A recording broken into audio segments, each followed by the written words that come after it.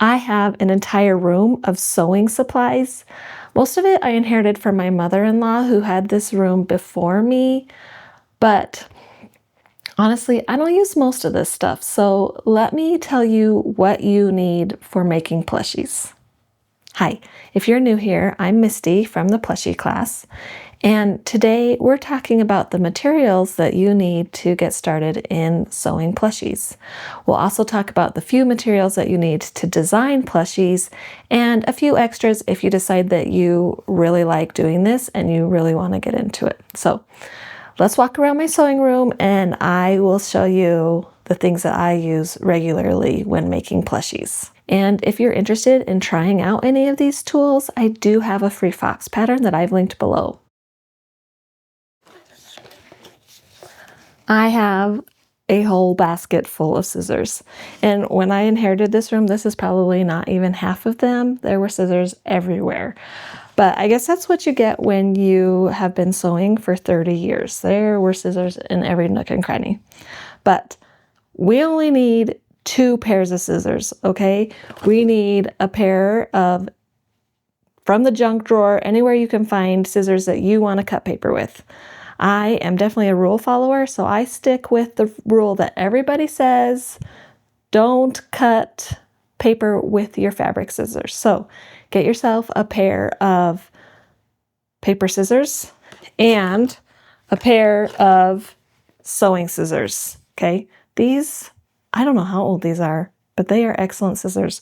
So get yourself a good pair of sewing scissors and a pair of paper scissors. Scissors, you need scissors. Okay, next we have to talk about pins.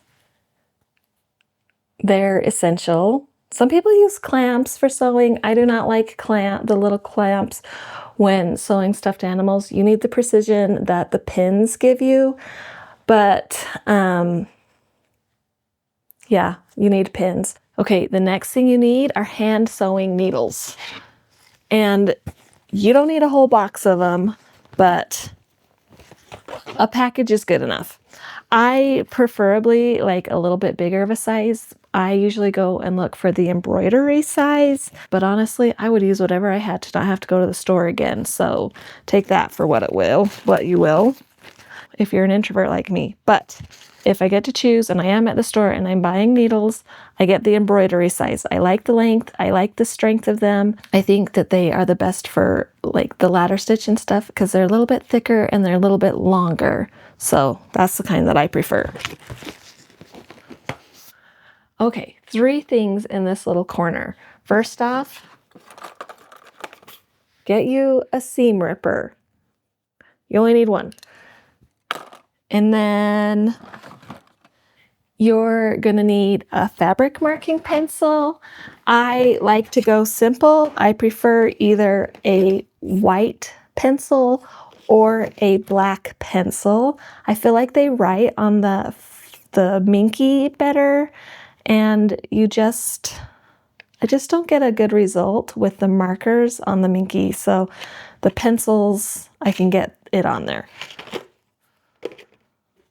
We don't need to go complex here. Some people even use colored pencils, so try that too. And thread, okay? We need thread, and we're working with a lot of colors. So if you want a color to match your fabric, you definitely can do that. I recommend that you always go a shade lighter than the color of your fabric. It just hides it better than trying to match it perfectly or going a little bit darker. So take that in mind. But if you're like me and cannot be bothered to change your thread every color, then just go with white and black for the most part, and that will get you started for sure. And then if it's really important or your final plush, then you can get a few matching colors to match. But that's definitely something to work up for. That's definitely something to work up towards. Black and white all-purpose thread is plenty. Another thing that you want in the thread department is a really strong polyester thread or heavy-duty polyester thread. nobody likes to pull on their ladder stitch and have our thread break, okay? And it does take a good tugging to do that ladder stitch. So get yourself a really strong, heavy-duty polyester thread just for doing your ladder stitch. And it also works well if you're ladder stitching on like appendages or something. So just one roll of that will make you so happy. What else do we need? Really, sewing plushies doesn't take a ton. Now on to my workstation. I definitely recommend a sewing machine, although you don't need anything too complex. A basic straight stitch is plenty for sewing stuffed animals. But to start, hand sewing really is acceptable. It's a little less precise. You have to be careful with your stitches that they're strong enough to withstand the strength that they're going to need to put in your stuffing, which is another necessary item. Plush are super big stuffing hogs. They always take more than you think you're going to need. So be aware that buy more than you think you're going to need.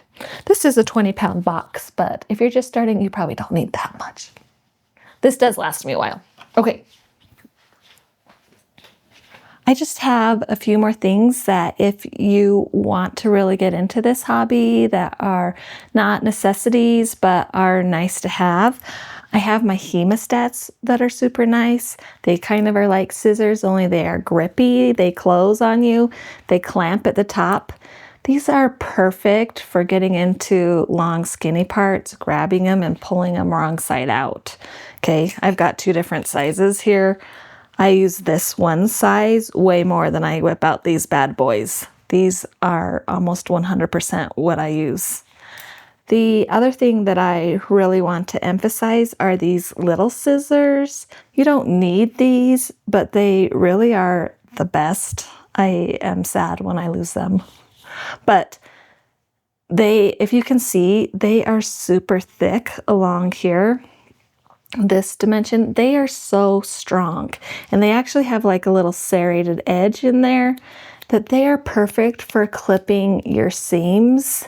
So consider that for clipping your seams. These are called, they're Kai brand. I think I'm saying that right, Kai. And they are the rag quilt scissors. These are worth every penny.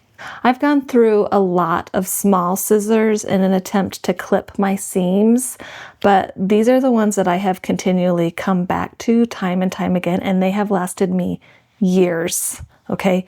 Where the other ones usually just get weak or break or don't last, they don't stay sharp because they're just not meant for cutting such thick things, and these ones are. So these are worth it when you really feel like you are gonna stick to this hobby.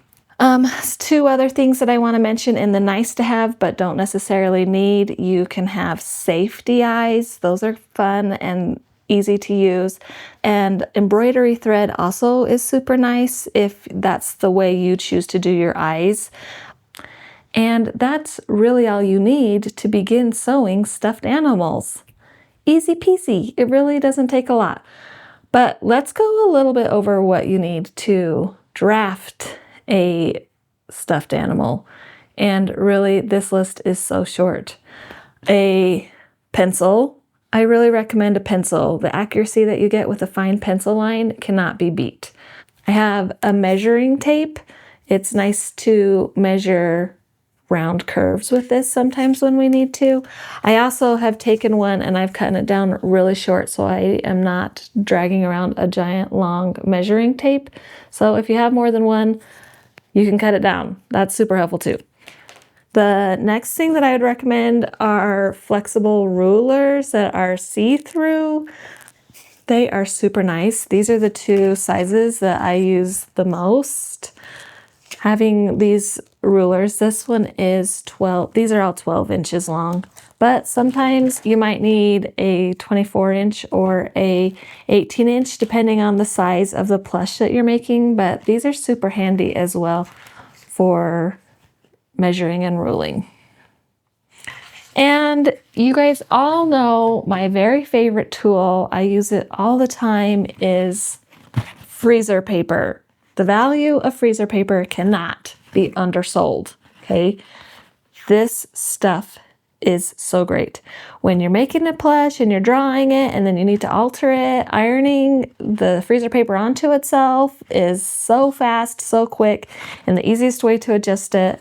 And it sticks on to fabric, so you don't have to pin your fabric down, and you're gonna get a super accurate cut because of it. So freezer paper for the win, for sure, okay?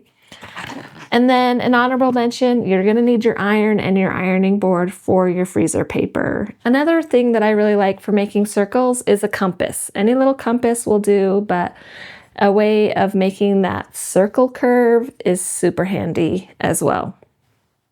And the last thing, of course, is fabric. I didn't mention that, but really, you need fabric to make a stuffed animal. I think that you can use almost anything that you want. A lot of people use minky or the soft fabric, the fleece, but cotton is just as good. To make prototypes, I really recommend scrap fabric that you're not using anymore or you don't want, or a muslin fabric. You're going to need that to draft with. You don't ever want to do your prototypes on your finished fabric. That never works out well, trust me. I've made that mistake. I'm always like, oh, I'm ready. And then I wasn't. So always have scrap fabric. That is another thing. I hope this helped you to know what you guys need to get started in plushie making. It really isn't a ton of things. You really can get started with as little as a needle and some thread and some fabric and some paper. So I hope you learned something today. And if you're interested, like I mentioned earlier, there is a free fox pattern down below. If you want to try out these tools, you're more than welcome to have that. And if you liked this video, like and subscribe, and I will see you on the next one.